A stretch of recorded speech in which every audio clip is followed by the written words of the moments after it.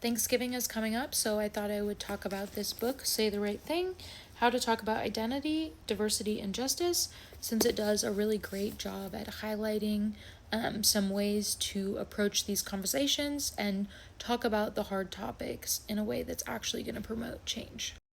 The first principle this book mentions talks about like these conversational traps that people tend to fall into if they're called out or are put in a conversation where someone brings up something that's offensive or problematic. Especially in these uncomfortable situations where people are called out, they tend to fall down these 4 conversational traps. Avoid the conversation, whether that means just completely, walk away or not think of a response or say, I don't want to talk about this. Or they deflect by saying stuff like, oh, well, your tone isn't okay. You're being really problematic right now because of your tone.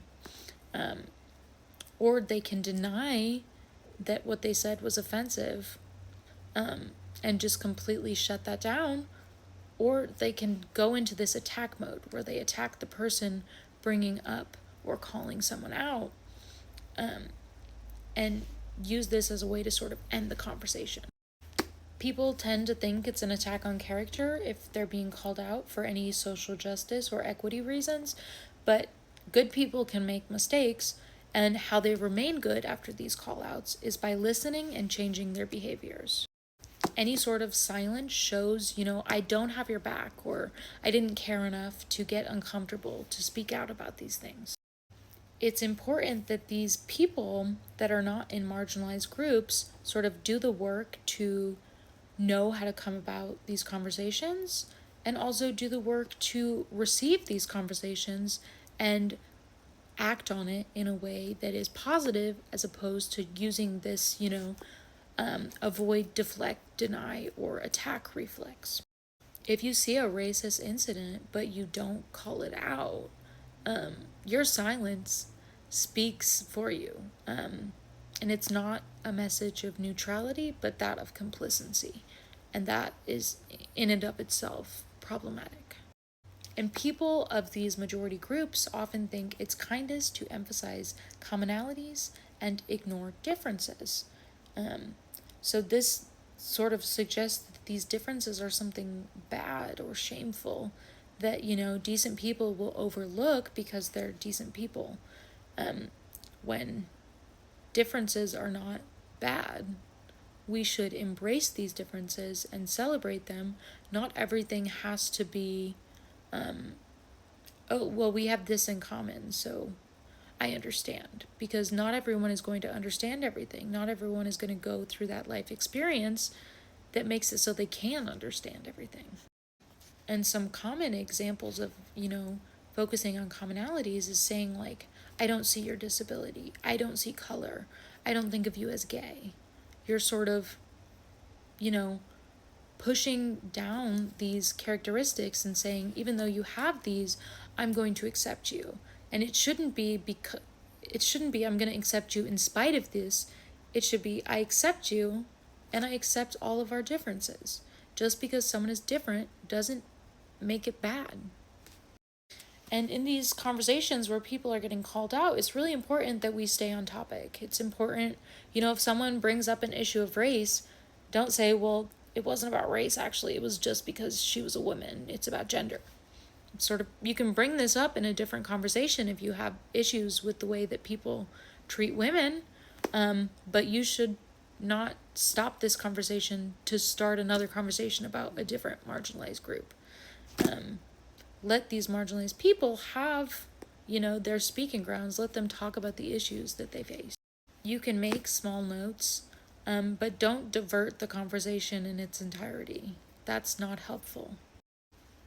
And in these conversations, people shouldn't focus on things like tone or emotions or, someone's facial expressions, because these are difficult conversations and they may greatly impact this person's lives. You should focus instead on what is being said and not someone's tone.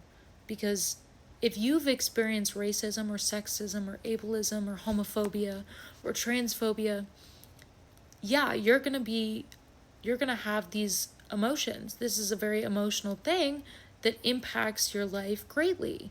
How are you going to talk about this without even, showing just even the slightest bit of emotions? That's normal, and that's not something that we should shame people for.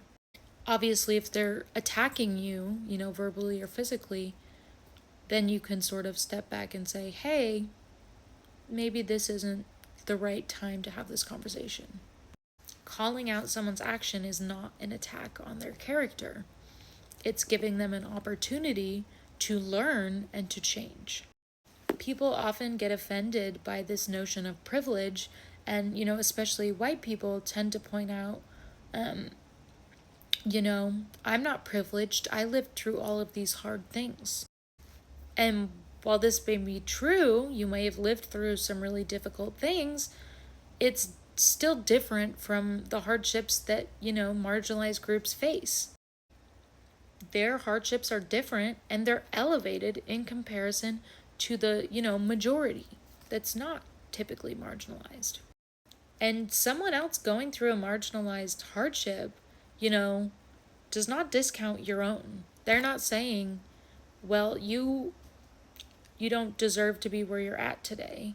It's saying, hey, maybe more people like me deserve to be where you're at today, but haven't because of the experiences that we faced. One study showed that, when white people were confronted with phrases describing being privileged, before being asked a question about sort of describing their childhood, they found that when people brought up these talking points about white people having privilege over people of color, that these white individuals significantly increased the amount that they were talking about their hardships. And groups where they didn't ask this, or they didn't make a statement about privilege beforehand, they had much lower levels of hardships that they talked about. If you're only pointing out hardships to say, like, oh, you're not the only one that has hardships, and shut down someone's very real criticism, that's problematic. And this, avoid, deflect, deny, or attack response may not be done from a place of hate, but it can cause damage and perpetuate, racism, sexism, homophobia, transphobia, ableism, all of the isms. And real conversations need to be had if we're going to actually try to fix these systemic issues with our society. Just because you haven't seen something, or you don't understand how something is, racist or offensive, doesn't mean it's not. Listen to the words of people who are experts on that subject and who live through this on a daily basis, and don't discount their experiences because of your perspective. Move from reflexive to reflective.